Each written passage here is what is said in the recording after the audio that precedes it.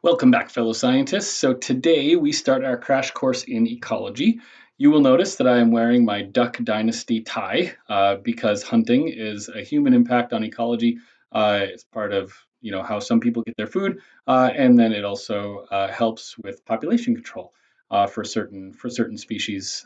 Which, by the way, the Department of Natural Resources, the DNR, sets hunting limits specifically in response to last year's hunting, and then what the population is doing. So that's all a part of ecology.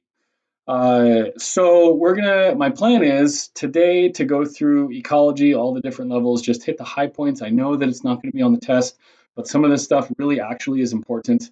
This smartboard presentation is kind of a hybrid of things that I did last year and the new content standards and the things that I think are important from when I took ecology classes in college. So it's a hybrid. We'll go through what it's supposed to look like, and then we'll go through different ways that humans have messed it up, or that humans, through sin being in the world, have messed it up. Because humans are going to be in heaven, and in heaven it's going to be perfect, and ecology is going to be amazing, and we will be good stewards and care for God's earth. But right now, there's ways that we aren't. So we'll talk about that in our next lecture on Thursday. But today's Tuesday, so we're gonna kind of just breeze through very quickly ecology. Like I said, just an extreme crash course in ecology. So in your book, this is like chapter 41 through like 45 or 46 or something like that. We're just going to mash them all together. No reading and review guide. We're not going to waste our time on that. There will be an assignment tomorrow, which I'll talk about tomorrow. But basically, we can study ecology at many different levels. So we can study ecology at the biosphere or the Earth level. We can study ecology at the biome level. So that would be like desert, mountains, tropical rainforest, temperate rainforest, like they have in Alaska. We could study it at the ecosystem level, right? So we could say that the inland Northwest, right, or the Pacific Northwest is a specific ecosystem. We could study it at the community level, right? So all those organisms living together in the same area. So we could say, oh, the Cascades or Spokane, right? Would be a community. Population, all of one kind of organism living together in the same area. So this is what the DNR studies. If they look at the Canadian goose population, right, their numbers, and they set the hunting limits for the next year. They look at the duck population. I know there's many different species of ducks, but we won't get into that. Then they set the hunting limits for next year. They look at the moose population, elk population, deer population, all sorts of stuff like that. And then that goes into how many tags they issue and how many animals hunters can harvest. So that's population. And then individual, of course, is just one living organism. And we've been talking about animals, but I mean, fungus, right, is an individual, and there's a population of fungus. Trees, right, are individuals, and there's a population of trees and a different community of trees. Here we would have mainly cone-bearing trees, right? In the Midwest, where I grew up, they would have mainly deciduous trees. So those are all examples. If we were in class, we would spend a lot of time looking at examples, but we're not, so we're not going to. And then also, I think it's important to note that ecology, uh, sorry, we should go back and we should define ecology. Ecology is a study of interactions between living things and other living things, and between living things and their environment. So if we're looking at biotic factors, we're looking at living things that affect other living things. If we're looking at abiotic factors, we're looking at non-living things that affect living things. So if you know your Greek and Latin roots, that's no problem. All right, so moving on. Those are the different levels, and that's kind of my advanced organizer for how we're going to step through this topic of ecology. So we talked about this before we started our remote education. Remember, Keikoa was the sun, and I actually had the globe, and I kind of walked around, right? So I'm going to breeze through this. But this is hugely important. Unequal heating drives Earth's climates. So the sun strikes the equator at a 90-degree angle. So there's a lot of all of the light and all of the sun's energy that can be spread out. It's spread out over the smallest area, right? And then up here towards the poles, it strikes it at a glancing angle. So I think I used this in class, but it bears repeating. Picture a flashlight shining straight down on the table, right? And then picture a flashlight kind of tilted from the side, right? The area, if the flashlight's tilted from the side, the area that it lights up is bigger, but it's the same energy. So you have, if it's straight up and down, you have a very bright spot a smaller spot, and then if it's tilted, then you have maybe a less bright spot and it's more spread out, but it's the same amount of energy over a greater area. So by the equator, then it would be the hottest, and we get the most heat, and then that causes moisture to rise, and hot air rises, and then it hits kind of the top of the atmosphere, and then it cools down, and then it makes this cycle both in the northern hemisphere and the southern hemisphere, and then it goes back along the Earth. And what it does is it sucks up all of the water as it goes along the Earth, and this, by the way, is why they get the tropical rains. Like every afternoon in the tropics, it rains, or so I'm told. I've never been there. I've never taken vacation there. It sounds nice. But anyways, so that's why, is because sun rises, day warms up the air warms up, and then as it rises, then it cools. As it cools, it condensates and precipitates, and that's why they get the daily rains, and that's why the jungles are so lush and full of life. So unequal heating drives Earth climates. And we can see, right, that most of the tropics, right, are around the equator. And then here we have most of our deserts around about 30 degrees north latitude and 30 degrees south latitude, right? So that kind of explains why we have our different biomes in the different parts of the world. And then also unequal heating and a rotating Earth drive wind and ocean currents. I won't get into all of that, but just kind of know that it's the unequal heating. It's this thing right here that drives many of the big biosphere processes that the Earth experiences. All right, so then we need to talk about. Let's see. So that was biosphere, and that was no, not communities. Okay, see, I didn't practice this. This is where I get in trouble. So biosphere and biome, so that was jungle and deserts and stuff like that. So now ecosystems. Okay, so we want to remember basically two things, two very important things about ecosystems. Number one is that matter cycles in ecosystems. So here we have our carbon cycle, right, where we have our oh, sorry, this is our nitrogen cycle. Excuse me. And then here we have our carbon cycle, where we have, where is it? Photosynthesis, right? Takes carbon in, and the plants take that in. That's why the arrow's going down, right? And then we have cellular respiration. Plants and animals do cellular respiration, so that's putting the carbon back, right? And then atmospheric CO2, and then some of it gets absorbed by the oceans, makes them more acidic, right? And then some of them, like we have our a friend of mine just cleared a field, like a 2 acre field, just burning it just so he could clear it for farmland. And so, that's a common practice. So burning biomass fires, releases carbon. So matter cycles, water, nitrogen, carbon, different things like that. There are essential nutrients. So nitrogen and phosphate are essential nutrients. They're in short supply. And if there's a lot of that stuff, then growth is accelerated. If there's not a lot of that stuff, then growth is kind of limited. So nitrogen and phosphate are commonly found in fertilizers, right? And so that's a good thing for the farmers, but then fertilizers run off into the Mississippi River, and the Mississippi River drains into the Gulf of Mexico. And then we have what are called these dead zones. We'll get into more of that when we talk about how humans mess things up. But I just wanted to put that little plug in there. When we talk about that, remember back to this. So with ecology, right, we got to remember that matter cycles, and then the second big thing to remember is that energy flows. So matter cycles, energy flows. You guys may remember this from regular biology. So we got to remember our 10% rule, right? We have our producers down here, and they're the base of the pyramid. They determine how much energy is available to everything else above them, right? And so then most of this energy is used for their own metabolic processes to make enzymes and to make, oh, I don't know, to move, right? If you're a little photosynthetic bacteria or algae or something like that.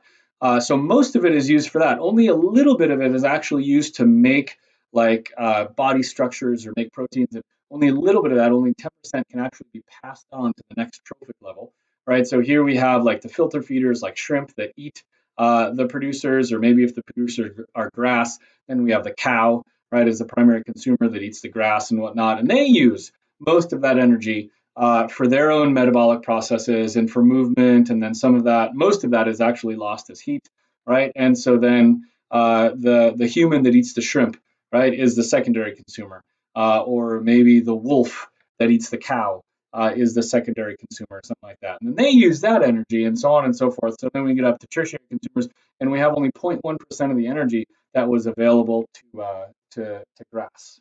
So we can look at that. We can look at that in terms of energy. We can also look at that in terms of biomass, right? So here's our energy flow. Here's our biomass. You can see that typically they correlate, except for this is kind of interesting. The open ocean, the algae, which is represented, or sorry, what is that? Strangely different producers are so the algae divide. Yeah, that was right. The algae down here divide so rapidly that they can support a larger population of primary consumers.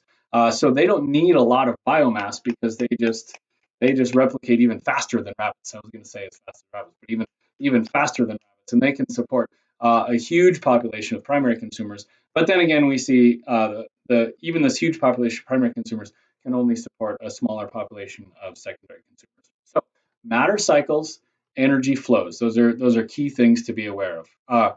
Then we kind of take that concept. We're still focusing on the community level of ecology, and of course we have our little food web right here. And we can totally mess this up, right? So we'll talk about how in Yellowstone how they removed the gray wolf, which was the top predator, right? So if the gray wolf is removed, then the bison, right? Then they increase. The elk, they increase, right? What happens to the grass? Well, if there's more bison, if there's more elk, then the grass, right, and the aspen trees and the willow trees and all sorts of stuff like that, then they decrease, right? So then the snowshoe hare is kind of out of luck because it has trouble competing with the bison and the elk because the bison and the elk, they just step on it, right? And then the snowshoe hare is like, ah, I'm dead. Anyways, that's something to be aware of. That also flows into this kind of energy flowing up through the trophic levels, through the pyramids, the 10% rule, and then yeah, they're all kind of interwoven and they all kind of interact. So that's something to be mindful of. And then also thinking about the community and thinking about food webs, right? It's good to note these interactions. There was an essay question 2 or 3 years ago about parasitic birds actually that would lay their eggs in a different bird's nest, and so you had to identify the relationship and whatnot. So this is interesting, even if it's not going to be on the exam. We can think of this as a win loss, right? Predation or parasitism. One is harm, that's a loss. One benefits, that's a win. Competition, they both lose, right? Because yeah, they both compete, they both could get injured, they both can't get enough, so they're both mutualism. This is what we think most often of a symbiotic relationship. But symbiotic relationship is like all of these. Symbiotic is working together. So you can work together as a predator prey. You can work together as two competitors, right? You can work together as both benefit. So mutualism. So symbiotic relationship. Get that out of your mind. That's not really like scientifically precise. Competition, mutualism, commensalism, amensalism. Those are more scientifically precise. So mutualism, both benefit. That would be like ivy climbing up a tree, maybe up the trunk of a tree. The ivy isn't stealing any sunlight from the trunk of the tree because the trunk of the tree isn't photosynthetic. So it's benefiting. And then if the ivy helps like its root system or whatever helps the tree to capture water and stuff like that, then the tree benefits as well. Commensalism, one benefits, the other is unaffected. Amensalism, one is harmed and one is not affected. So let's look at this. Unfortunately, I couldn't find a Pacific Northwest example, so we'll just go with a rhino in Africa, obviously, and we have little oxpeckers right up here, and then we have cattle egrets right down here. And so if we were in class, I would give you this picture, and then I would give you these black words, and then I would ask you to fill in the different relationships. So we'll just walk through this for the sake of time. So the rhino obviously has ticks, right? So ticks are a parasite. Ticks don't compete against each other because there's no way that there's going to be not enough rhino for how many ticks are on there. The ticks have unlimited resources in terms of rhino, right? So ticks are a parasite on the rhino. Oxpecker is a predator for the ticks, and oxpeckers also compete against each other for access to the ticks because there's not an unlimited supply of ticks per oxpeckers, right? Oxpecker and the rhino is mutualism. because the oxpecker gets a free meal and the rhino is rid of parasites. Okay, and then this cattle egret down here. What happens? The way that the rhino and the cattle egret kind of interact is the rhino, as it's going through and as it's eating the grass and as its big old clod hoppers, its big feet are kind of like crunching and munching the grass, it kicks up little insects. And the cattle egret loves those little insects. So the rhino, it's not really affected by the insects that it kicks up or by the cattle egret, but the cattle egret benefits. Right, so that's an example of commensalism, and then of course cattle egrets have to compete with each other. Right, so the cattle egrets are predators on the insects. Right, and then the insects is our example of amensalism. So the rhino, again, isn't affected by kicking up the poor tiny little insects, but the insects are harmed by kicking up by being kicked up and then by being prey for the cattle egret. So that's an example of all of those relationships kind of in one little thing. So I found that interesting. Hopefully you found that interesting as well. All right. I think this is the last thing with community, but I could be wrong. Like I said, I didn't have time to rehearse this. So biodiversity, species richness versus species evenness are kind of two factors of biodiversity that kind of go together. So again, if we were in class, I would show this to you without writing, and I would say, hey, let's analyze this richness, but ain't nobody got time for that. So this is not very rich because we don't have our purple species of fungus right here. But it is pretty even, right? We have like four of every kind of species, so that's good, right? Community C is rich. It has all four types, but it's not very even. The yellow type of fungus is the most dominant, and then we only have one example of each of the other type of fungus. So community B would get an A plus for really good biodiversity because it has all four types and it has a very even amount of all four types. So biodiversity is something that we're going to come back to because humans mess up biodiversity all the time. I mean, just think about farming, right? Yeah, like my buddy up close to Deer Park who burned 2 acres because he wants to plant food crops, right? Well, what did he burn? Well, he burned like a bunch of grassland with insects and wetlands with reeds, and there was a couple trees in there, and he wants to plant just one crop in the whole entire thing. So I'm not saying that farmers are bad. I'm not saying that he's bad, but I am saying that that's something that we need to think about as responsible human beings is maintaining biodiversity. Because if we just have just kind of one thing, one monoculture, in a field, like that's good because it feeds us, right? So we need that. But then also, what does that do? What does that do for the environment? Because the environment, ecology, ecosystem, like you'll see if you get into it more, it's a finely tuned machine. All right, so from community, now we go down to population, right? And if this were going to be an example or a question, if this were going to be something that was covered on the test, we'd spend a lot more time on this because like half of the equations on your math sheet relate to populations. But we're not going to spend a lot of time on that. I'll just give you just really quickly stuff that's interesting to me. So we see two different types of population curves, which are represented by two different equations. That's what I'm looking for. So we see our not our logistic growth. We see our exponential growth right here. And that's when we have almost unlimited resources. So elephant seals were hunted to extinction almost. And then when they were protected, then I think these are elephant seals. I'm pretty sure. When they were protected, then there were a very small population, but then they had almost unlimited resources, and so their population experienced exponential growth for a time. And the graph shows here about 20 years, right? So that's one type of population growth. We don't see that very often because there's not a lot of times when a population is going to have unlimited resources. What we do see more often is logistic growth, right? And so that's where it starts out exponential growth, but then as the population gets kind of close to carrying capacity, which is the number of organisms that an ecosystem is able to support and maintain, then it kind of starts to level off, and then we'll see it actually oscillate to a little bit above the carrying capacity and then a little bit below, and so it'll fluctuate and it'll kind of stabilize around a mean called the carrying capacity. And we can see that that's represented by this equation right here, which is basically the exact same as the exponential growth, only it adds the variable k in here for the hypothetical carrying capacity. And so anyway, so that's another type of population growth curve that if it was going to be on the exam, we'd spend more time. But we're just going to breeze right through it because it's interesting, and you may encounter that as you go on in your education. So yeah, look forward to that. Another measure, another thing that we could use to measure populations is population density, right? So this to me looks like Southern California with all of these houses just really close together and this dry desert right over here and kind of canyons and ravines and stuff like that. And just kind of the colors and the architecture, right, looks exactly like Southern California.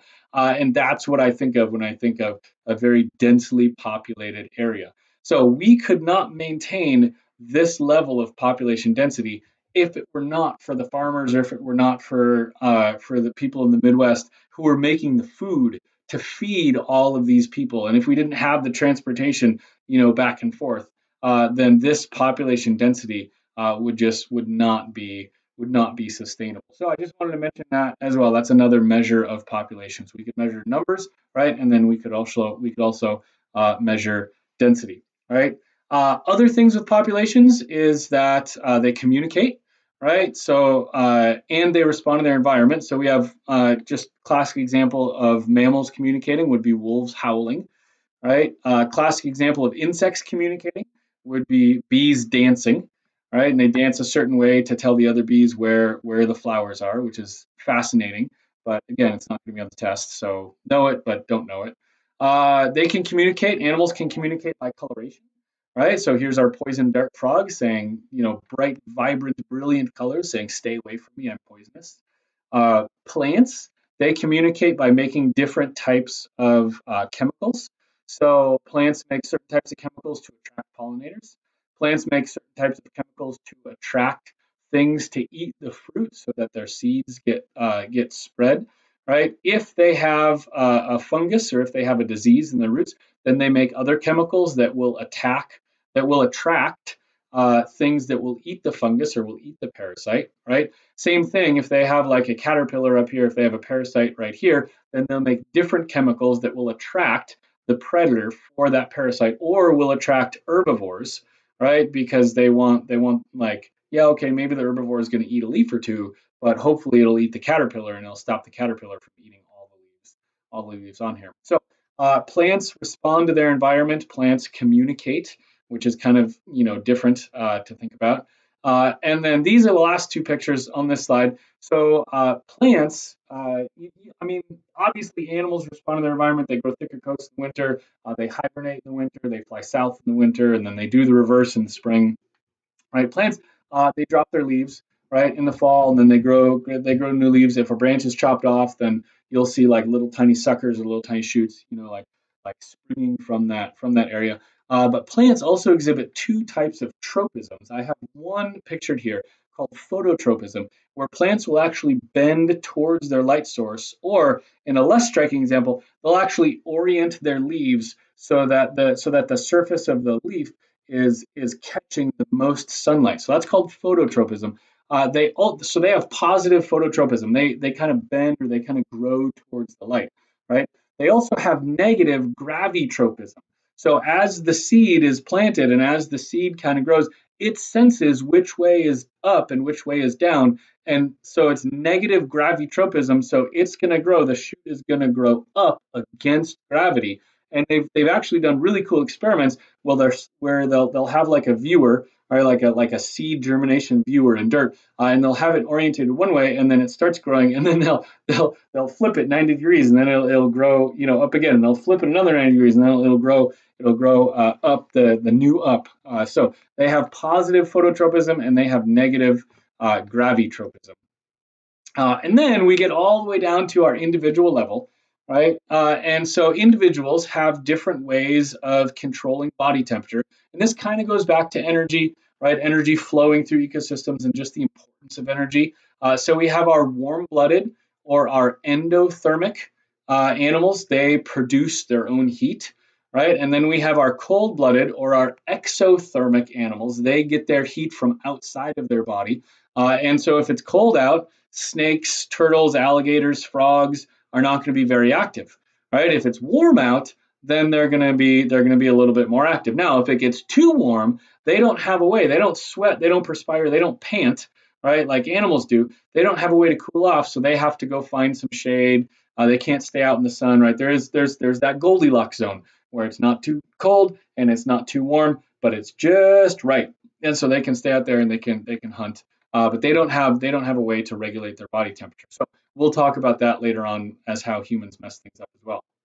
Animals also change their reproductive strategies based on energy. So most monkeys will only give birth to one monkey offspring at a time, right? But if a wild monkey has access to like lots and lots of food, lots and lots of nutrition, or if monkeys and humans are living together in the same area, such as like in Planet Earth, they highlighted India as the people there worship the monkeys basically, and so they feed them and they put out lots of food, and so it's not uncommon for a monkey who lives in a city in India to produce twins, which is very very rarely seen in the wild. So they have lots of energy, so their reproductive strategy changes. They don't just have one monkey baby, but they have two monkey babies now. Another interesting thing to note is that body size correlates to metabolic rate. So if you're really, really small, like the shrew, right, and you have less than 0.01 mass or per kilogram, right, then you have a very, very high metabolism because you're losing a lot of that heat that you're generating because you're so small. Remember all the way back to freshman year where we talked about mitosis, we talked about surface area to volume ratio, and we talked about as a cell grows, the volume grows faster than the surface area, so it has trouble exchanging materials and stuff like that. So the shrew, like it loses a lot of heat, so its thermogenic furnace, it has to be in a high gear to keep an endotherm like the shrew warm. Now the elephant over here, on the other hand, it can maintain its heat. Like I think I may have mentioned this with your class in regular biology, but if you drop a shrew and if you drop an elephant in the Arctic, who's going to freeze solid first? Well, yeah, the shrew, because it has a small volume and it has a large surface area, right? Elephant has a really large volume and then comparatively has a smaller surface area because volume grows faster than surface area. So of course the shrew is going to freeze solid first.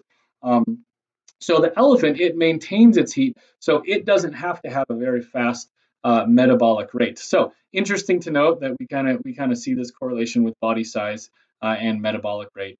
And then last but not least, I couldn't help but mention this. So we have different ways to get energy, right? So we have phototrophs that obtain energy from light, and most of those are photoautotrophs. That would be a plant, right? That takes in CO2 and that uses the light from the sun's energy. But we can also have chemotrophs that obtain energy from chemicals, not from light. So we, us humans, we are chemoheterotrophs, right? Because we obtain energy from chemicals, we break down sugar, and we require organic nutrients to make an organic compound, right? So sugar, right? But there can also be chemoautotrophs, right? So chemoautotrophs would be like these chemosynthetic bacteria in this hydrothermal vent right here. This is David Attenborough has a nice little segment if you want to look it up on YouTube about hydrothermal vents. But they found these and they went down and they studied these, and these are like marine communities living like way down deep at the bottom of the ocean where there's no light whatsoever. The only way that we can see this is because of the lights on the submarine that are shining on them. And these thriving, they're like 7 foot long tube worms and like the crabs and all sorts of stuff like that. And they figured out that there's actually bacteria that can get energy from the like the really harsh toxic sulfuric non-organic compounds in this hydrothermal vent right here, which by the way, this water is like 700 degrees Fahrenheit. The reason why it's not boiling is because of the immense pressure down at the bottom of the ocean. But so they live off of that, and then all the other things around here, the bacteria, that's the base of the pyramid, and then all the other things around there are filter feeders, and they eat the bacteria, and so that's how this whole entire ecosystem down here like is supported and grows and stuff like that. So this was amazing. I think this was discovered in like the 70s or 80s or something like that. And up until then, like all we knew, like all the life had to be on the surface because it was all photosynthetic based, and we had to have light. We had to have photo autotrophs as the basis of the pyramid. But then we find these bacteria that are chemo autotrophs, which like totally blew everyone's minds. We're like, whoa, that's so cool. And so, anyways, I thought that was cool too, which is why I shared it. So I think that's the last slide. Yes, indeedy. All right, so next video on Thursday, we're gonna kind of go back through and we're gonna go through each level of ecology and we're gonna see how humans can mess this all up. But this has been a long enough video for now. Thank you for hanging in there, sticking with me. Hopefully it's been worth it. This has been Mr. Leo. We've looked at the different levels of ecology, and I will see you on the flip side.